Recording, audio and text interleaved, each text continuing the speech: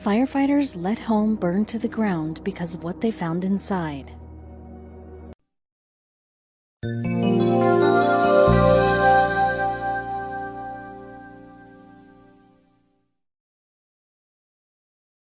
Neighbor helps senior out by cleaning her house. He is immediately dumbfounded by what he finds. The next thing they know, it's burnt to the ground.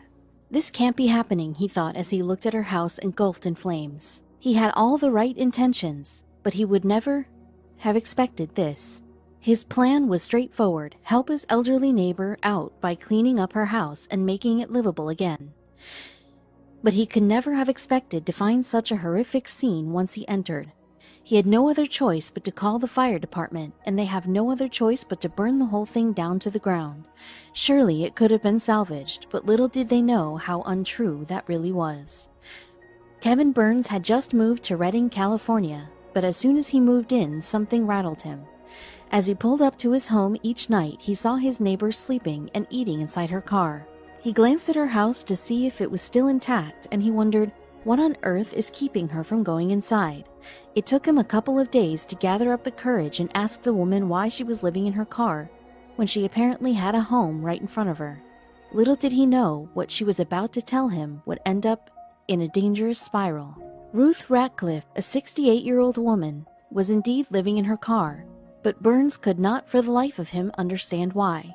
Until one day the temperatures outside were dropping. Fall was right around the corner and he couldn't take it anymore. He had to know. It tore my heart, it broke my heart, Justin told a news station after their conversation. A 68-year-old woman sitting in -degree weather just isn't right. He was determined to help as he thought about one thing in particular. What if this was my mother or grandmother? So one evening the two struck up a conversation. Burns and Ruth quickly began to get to know each other, and he discovered more and more about her predicament. Ruth had no electricity or running water in her home, but Burns knew that this couldn't be the whole truth to the story because just those two obstacles could be fixed. He didn't want to push the elderly lady any further, so day in and day out, he would visit her and try to piece the mystery together. As it turned out, Ruth was not precisely choosing to live outside her home. In fact, she couldn't even really reside indoors, at least not in its current state. What was the real reason for Ruth's refusal to enter her home? What could she possibly be hiding? Burns continued to ask questions but still couldn't get enough to crack the case. She did, however, show him the ins and outs of her car turned home. She had everything set up perfectly and even got creative by flipping one of the back seats and making it lie completely flat. That was her bed. Whatever was haunting her led to the decomposition of her home, avoiding it entirely as she lived in her car. She wouldn't even go inside when Burns asked her if he could take a tour. She seemed frightened for him to find out the real reason why she wasn't living there. Still, Burns was too intrigued to let this woman free, so he persisted. Even though she lived in her car, the car was actually broken. So not only was she a homeless homeowner, but also if she wanted to go anywhere, she would have to go by foot. Burns' heart sank every time he heard her talk about what her life was like, and immediately knew he had to do something, anything to help Ruth. But then one day, Ruth disclosed something to Burns, a heartbreak so big it hit him in waves. This woman was dealing with so much more than what he had initially thought. As Ruth sat on her fold-out chair, she started to listen to Burns talk about his past and his memories. She sat there quietly listening to the young boy share his secrets with her. But then, in almost a whisper, she revealed something. "My home has become a dump," said Ruth, "because my very best friend died and I lost my mind." This hit Burns like a ton of bricks, and now he finally understood. Ruth lost her husband a few years back and was so profoundly taken over by the loss that she became numb and stopped maintaining her home. The home full of all her life's memories, but still he had to help her and had everything planned out for the next couple of days. He knew he had to work on his friendship with Ruth before she would ever let him inside, but he had one clue now. She said it was a dump, but even so, this couldn't be all there was to it, right? A house can be cleaned up, but still she couldn't face to even look at it. Burns understood that her home marked a moment in her life when she had a family. But again, he couldn't get his mind around the fact that this poor woman would torture herself by living indoors. She would even cook outside with a small burner. Little did he know, she would be torturing herself more if she lived indoors. Burns got home one afternoon and saw Ruth fiddling with something in her car. She seemed distraught as he walked towards her. As he got closer, he saw her chin trembled and tears burst forth like water from a dam spilling down her face. As he approached her, she saw Burns and immediately asked him for help. She couldn't find a photograph of her parents. She was beginning to forget what their faces looked like and needed a photograph to keep their memory alive. As soon as she finished clutching his shoulders, she looked terrified. Shaking, she pointed one finger and said 3 words Burns would always remember. "In the house," Ruth said. "What's in the house?" Burns answered, perplexed. But that's when he knew. She wanted him to go inside and retrieve the photograph for her. Burns didn't know that as soon as he walked past the threshold, there was no going back. When Burns walked inside Ruth's house for the first time, he was nearly knocked over by the smell. Trash and feces filled every room. "This is why my jalopy has become my home," Ruth exclaimed, but the woman wasn't telling the whole truth. After opening the door into the chaos of her house, he witnessed the scale of Ruth's neglect. Dirt was all over the walls, and bags filled with trash were ceiling high in every room. Regardless, Burns knew this was too big of a task for him alone, so he did something else. Trash had completely kicked her out of the house. As he toured every room, he couldn't believe what he was witnessing. Was this woman a hoarder? Burns asked himself as he continued his investigation. But as he went from room to room, the answer to his question seemed apparent. It looked like Ruth was unable to discard possessions, resulting in so much clutter that her living environment was no longer functional. But as he kept looking at several objects around the house, he stumbled onto something incredible. She seemed to have been coupled with the unrelenting need to accumulate things, leaving her unable to discard anything. But if she was attached to her items, why wouldn't she live inside either way? Still, there was more to it than just mounds of trash. Ruth's kitchen was so overrun with bags, dishes, paper plates, boxes, old food, and stuff that she could no longer even use the sink, stove, or refrigerator to prepare meals. No wonder she was completely dependent on the car home she had made functional to assist her every need. But if this was actually a hoarding case, Burns knew he would need medical attention to help her get through her problem. He couldn't just start cleaning her stuff out. This would produce an even bigger issue if she really did hold everything so dear.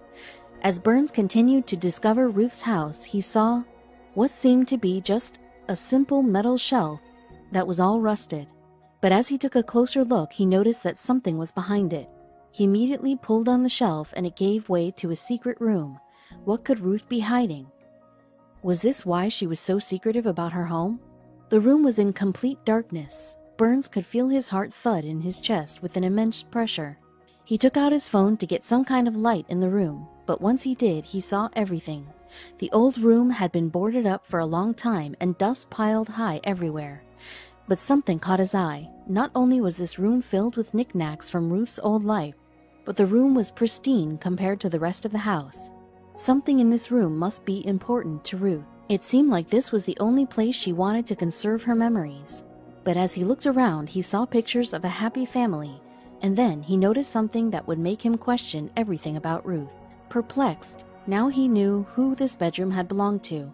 It was clearly a child's bedroom, but Ruth hadn't said anything about having children or any family that mattered. So where was this child? He knew he had to ask Ruth. Burns left the mysterious room and continued to search the rest of the house. He opened every door and still was shocked to find so much clutter stacked up. But other objects of delight and interest made him see who Ruth once was. Quaint, twisted candlesticks, a teapot fashioned in a vintage setting, old newspapers and magazines that had been there for years, amongst even more things. But as he peered through the unimaginable junk, something caught his eye. As he went to retrieve it, he gasped. He had found it, and it was in plain sight. Inside one bedroom, which he assumed was Ruth's, he could see something poking out from the corner of one of the cabinets. It was a photograph of Ruth's parents. The picture had become worn, sun-bleached, and damaged, but still, the image of both of them smiling was a perfect picture. Burns could see Ruth's mother's love, and her father's kind spirit emerging instantly from the precious memory. How could have Ruth let things go this far? Little did Burns know the clutter and trash were the simplest of problems. Burns couldn't get the stench out of his nose, but just by looking around he knew why. Rotten food had piled up for who knows how long. Trash bags filled with all kinds of things were too. Clutter was everywhere, and as he continued to inspect the house and open more doors, there was just more and more. Ruth needed help, and he was willing to give it his all to help her. Who was he to judge her? Enough stress can change any one of us. This woman was dealing with more than a significant loss, and now he knew he had to talk to her. He turned around to go back out and speak to Ruth, but just as his heels turned, he saw it, black and grim, right on the wall. He noticed a dark shadow on the white wall. What was it? But as Burns got closer, he immediately knew. The house was full of mold. Did Ruth know? Maybe that's why she'd been living outside. Burns felt a sense of relief and began to relax his muscles. He had a fantastic plan: clean up Ruth's house and get rid of the black mold. The only thing left was to tell Ruth, and hopefully she would let him. But this was not the first time she had heard about her toxic home. Black mold is often called toxic mold, but the mold itself is not toxic, only the black spores that it emits. This type can be severely dangerous to humans and pets, but still Burns didn't know if this mold in particular was the dangerous type. For this, he would have to call an expert, and they would have to take a sample and look at it under a microscope. Something told Burns that this was indeed the dangerous type of mold, but still, he had immense hope. As he got closer to the dark mold, he wanted to know how bad it had gotten, and surely enough, it was bad. As bad as he expected. Spores were everywhere. Not only did Burns have to speak to Ruth right away, but he had to get away from the exposure. He quickly shuffled his way outside and gasped for air as he reached the exit. A sick feeling coursed through his body. How long did it take to feel or see black mold symptoms? Already he was nervous about the situation. As he reached Ruth, she immediately saw two things: the photograph he was clutching in his hand and the incredible shock on his face. She went towards him and gave him a huge hug, muttering "thank you" over and over again. "Ruth, I'm so sorry, but I think your house is full of mold. We need to call experts," Burns said. Ruth looked straight through him as if he had just unveiled her secret. "I know," is all she could muster, and she went back to her fold-out chair. How odd, Burns thought. But he still proceeded to call the experts. He knew he would have to talk to Ruth about the secret room, but for now, one problem at a time. As they arrived in hazmat suits, they quickly asked Burns what the situation looked like in there. He stood still. He hadn't thought how deeply uncomfortable this must be for Ruth. But still, she would have to understand that this was all with good intention for her well-being. As they proceeded to do their job, they started to rip off the wallpaper. This had massive amounts of mold splattered all over it. But how far did the mold in her house really go? And still, what was the mysterious bedroom secret? Huge solid black patches had fused to the wallpaper, and as they continued to peel layers off, more and more mold was becoming apparent. Burns picked his way across the room on tiptoe, opening doors against the tide of objects that littered every floor in the house. He wanted Ruth to start anew, for everything to be perfect once the clutter and the mold issue were cleared from her home. But then the mold removal company told Burns something that made his heart leap out of his chest. What else could go wrong? The experts told Burns that this case had been the worst case they had ever seen, and that Burns had to leave the premises as the amount of mold in the air kept multiplying, leaving him very vulnerable to any health problems the toxic mold produced. They began hammering the walls with pieces of plywood covering the floor beneath them, and that's when they saw it. The mold had spread everywhere, even to the structure of the house. This was unrepairable. The experts told Burns what they had found, and both of them looked over at Ruth. She didn't have insurance for mold-related repairs, and the only thing they could do was call the fire department and see what the next course of action was. The amount of mold in Ruth's house was so incredibly toxic and contagious, her neighbors' homes would soon have the same issue. Burns got the courage and asked Ruth about the secret bedroom, but she immediately swatted the question away, leaving Burns perplexed. Then the firemen arrived, and they knew they could only do one thing. This time, the firemen were not trying to save the building, they were given orders to burn it down.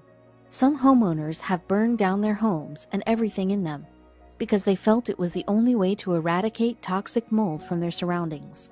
And this is precisely what the firemen suggested they did. Ruth had the last opportunity to go into her home and retrieve her most important things, but with the help from Burns, the only thing she hadn't had, the photograph, was now in her possession. The firemen secured the perimeter and began igniting the house. Flames shot up and shined with all their glory, warming everyone in their way. But there was one crucial thing Burns had forgotten entirely. The world had become illuminated. Smoke billowed into the skies, turning it from pale blue to gray, flickering and weaving under the spell it was sparked into. The firemen gathered around the house to control the flames, while Ruth watched her home and everything she had once known vanished before her. But for that brief moment in time, the flames leaped, devouring feverishly. Burns became tranquil, but the blackened remains satisfied him only momentarily. Then he remembered one crucial thing. As the fire settled and the firefighters extinguished the flames, Burns came to a startling realization. What had he just done? He had left a woman homeless. The only thing he wanted from the beginning was to help Ruth, and what he had done was to burn her house down. Shame overwhelmed him. He could not let this woman live in her car for the rest of her life. He needed help, and he knew exactly where to turn. Burns immediately gathered all the neighbors together and told them about Ruth's predicament. He also started a Facebook page where he wrote about the condition of Ruth's home and called others to action.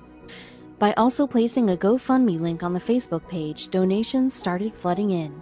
As she watched her community care for her, Ruth felt like she was coming back to life. These strangers were giving her back her dignity.